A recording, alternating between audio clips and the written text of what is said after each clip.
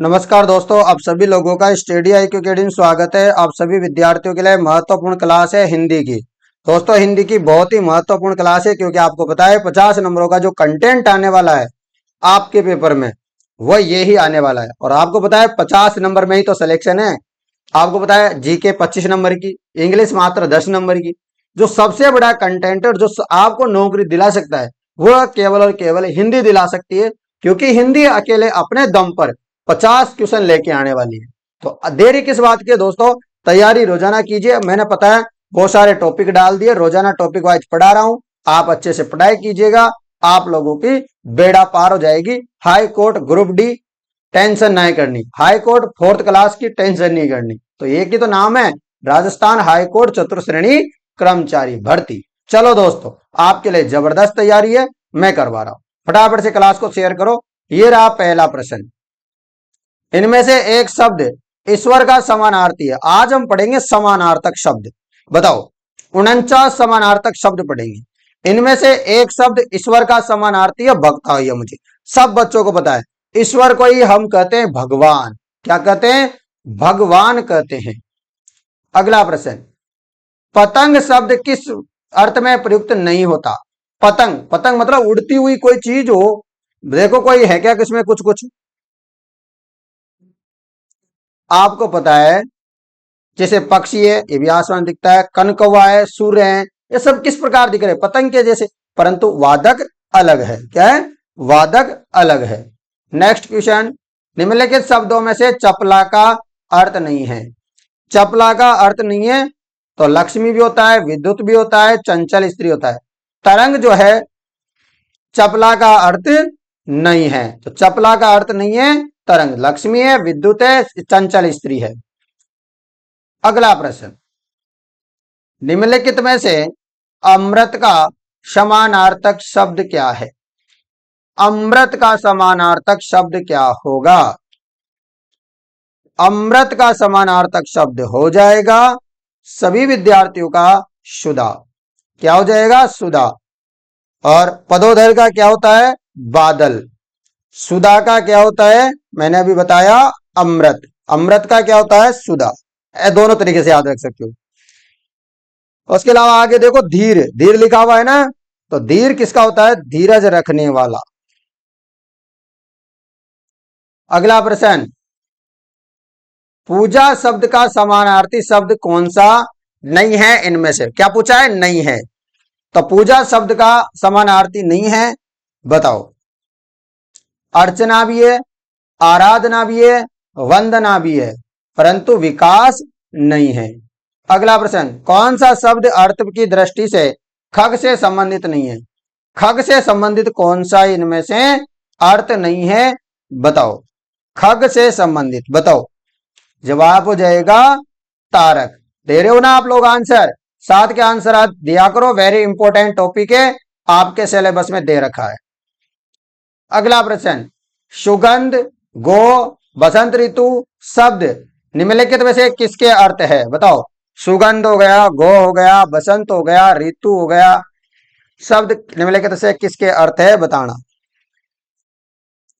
जवाब हो जाएगा सुरभि। क्या होगा?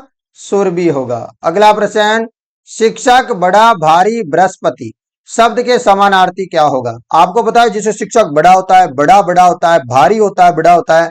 गुरु भी बृहस्पति जो बड़े होते हैं, मतलब जिसे समझो किसके रूप में दर्जा है इनको, लगभग ऐसे मानो कि ये जो है किसे, ये गुरु है। क्या है? गुरु है। तो गुरु आपको समझ में आ रहा है ऐसे। निपट शब्द का समानार्थी नहीं है, नहीं है पूछा है। निपट शब्द का समानार्थी कौन सा नहीं है? तो निपट शब्द का समानार्थी नहीं है निपटना, जबकि सरासर है, एकमात्र है, बिल्कुल है। अगला प्रश्न, मान व्यक्तियों में भौतिक वस्तुओं के प्रति पाई जाती है, वाक्य में रिक्त स्थान की पूर्ति करो। तो क्या पाई जाती है, बताओ। मान व्यक्तियों में भौतिक वस्तुओं के प्रति पाई जाती है। दोस्तों, दोबारा से रिपीट भी हो जाए तो कोई बात नहीं, कर लेना आप लोग। निर्लिप्तता। क्या होती है?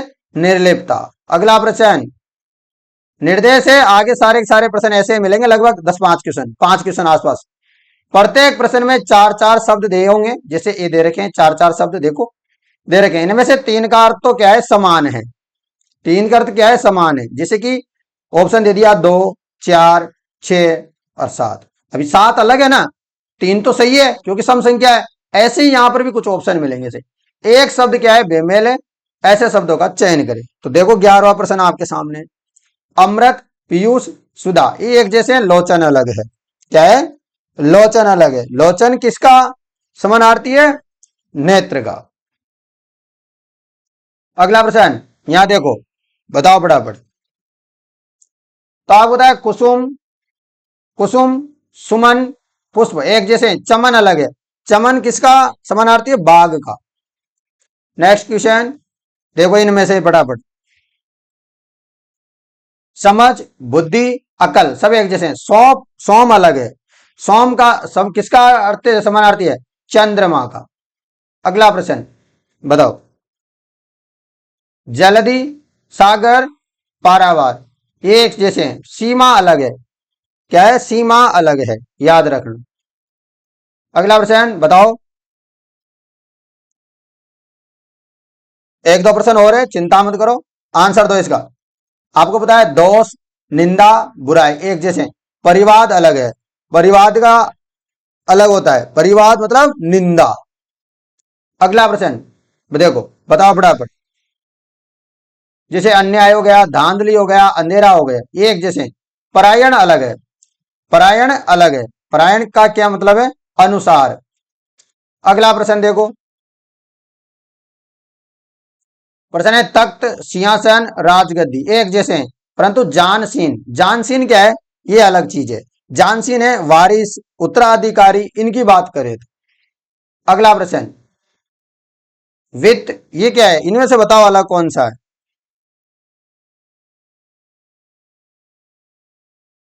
बताओ अलग कौन सा है।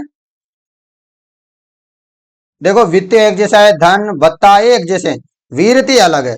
वीरति मतलब होता है प्रेम, मोह से रहित। अगला प्रश्न देखो, ऐसे बताओ। देखो आभूषण, जेवर हो गया, अलंकार हो गया, सब एक जैसे हैं। नागर अलग है। नागर क्या है, नगर में रहने वाला होता है, या फिर इसको बोल भी सकते हैं चतुर।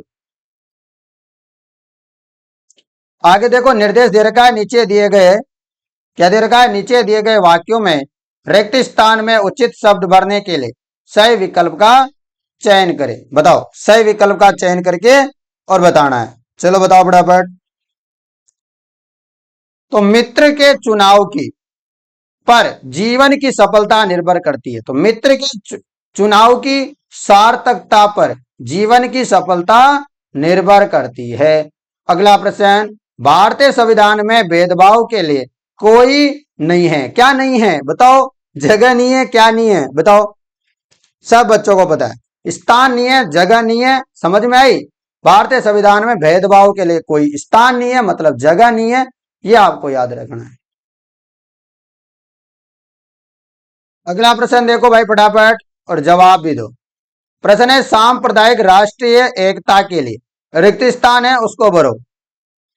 सांप्रदायिक राष्ट्रीय एकता के लिए क्या, जवाब हो जाएगा अभिशाप है। सांप्रदायिक राष्ट्रीय एकता के लिए अभिशाप है। नेक्स्ट क्वेश्चन, अपने कथन की सत्यता कीजिए। अपने कथन की सत्यता कीजिए, क्या होगा आंसर, तो आंसर होगा अपने कथन की सत्यता प्रमाणित कीजिए। अगला है भारत के सांस्कृतिक उत्कर्ष का, यहाँ रिक्त स्थान है, आज भी दक्षिण भारत में मंदिरों में किया जा सकता है। क्या किया जा सकता है बताओ। भारत के सांस्कृतिक उत्कर्ष का अवलोकन, क्या, अवलोकन आज भी दक्षिण भारत के मंदिरों में किया जा सकता है। बिल्कुल। अगला प्रश्न, किसी समाज की सभ्यता का मूल्यांकन स्त्रियों के प्रति पुरुषों के को देखकर किया जाता है। तो किसको देख के किया जाता है बताओ, जवाब हो जाएगा आचरण को देख करके किया जाता है। अगला प्रश्न, भारत के उद्योगों ने जिस गति से विकास किया है वह है, तो वह क्या है, तो वो हो जाएगी प्रशंसनीय। अगला है प्रातःकालीन भ्रमण स्वास्थ्य के लिए क्या होता है, बताओ।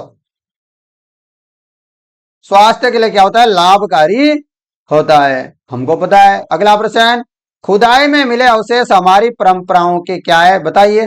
मान लो कोई खुदाई की और उसमें कुछ मिल गया तो वो क्या है, हमारी परंपराओं के लिए प्रतीक है, जैसे कालीबंगा, आहाड़, है ना। अगला देखो, दिलवाड़ा के मंदिर वास्तु शिल्प की दृष्टि से क्या है, बताइए। तो आपको पता है अद्वितीय, अद्वितीय क्या है, अद्वितीय, वित्तीय, अद्वितीय, अद्वितीय, ठीक है दोस्तों, सॉरी। अगला प्रश्न, निर्देश दे रखे हैं, दिए गए शब्दों को भिन्न अर्थ को व्यक्त करने वाले शब्द ने, तीन एक जैसे और एक अलग, उसको ढूंढना है जो अलग है।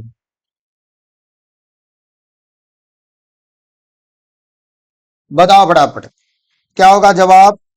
जवाब हो जाएगा धनादीप, ये अलग है। धनादीप क्या है, अलग है। धनादीप का मतलब होता है कुबेर, कुबेर मतलब धन का अदीप या धन का स्वामी, जबकि इंद्र, सूर्य, सुरेंद्र सब एक जैसे। अगला प्रश्न, बताओ इनमें अलग कौन सा है। आपको पता है सरस्वती, वाचा, शारदा एक जैसे। धनत अलग होता है। धनत क्या होता है, अलग होता है। धनत मतलब उदार, धनत मतलब उदार।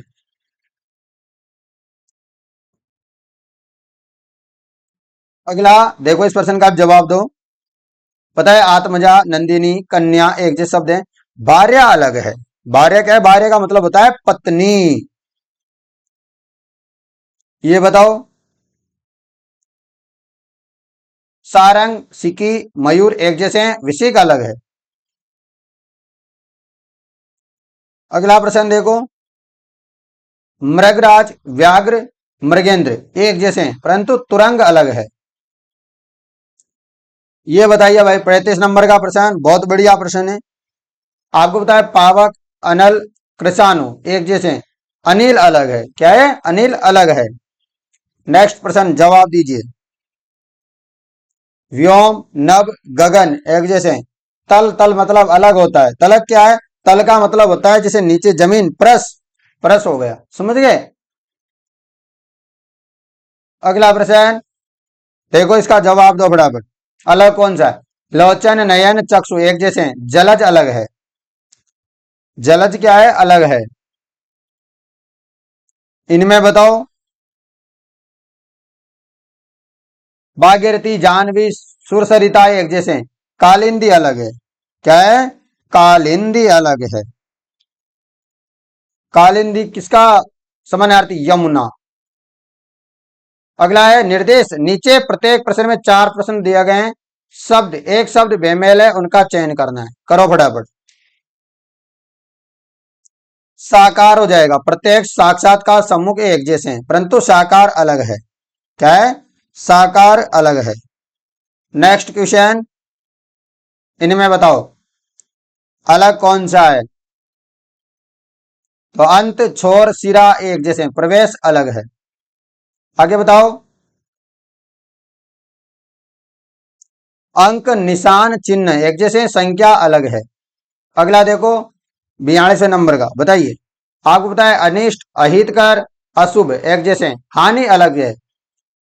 अगला है, बताओ 43 नंबर में, अंधेरे, धांधली, अन्याय एक जैसे हैं, अशांति अलग है। अगला प्रश्न देखो, निर्देश दे रखा है, निम्नलिखित प्रश्नों में चार विकल्पों में से बेमेल मतलब असंगत शब्द को छांटना है, बताओ। असंगत को छांटो, देखो शारीरिक, मानसिक, दैहिक एक जैसे हैं, व्याधि अलग है। अगला प्रश्न 45वें नंबर का, बताओ। जैसे बच्चे हो गए, प्रियजन हो गए, परिवार हो गए एक जैसा है, घर अलग है। आगे देखो फटाफट, देखो सिर, शीश, मस्तक एक जैसे होते हैं, शीर्ष अलग होता है, और शीर्ष क्या है, अलग चीज है ये तो। जैसे सिर हो गया, शीश हो गया, मस्तक हो गया, सब पर्यायवाची है, ठीक है ना। और शीर्ष, तो शीर्ष मतलब चोटी, ऊंचा, ये अलग चीज है, जैसे चोटी हो गई, ऊंचा होगा, उसको बोलते हैं शीर्ष तो। अगला है, बताओ।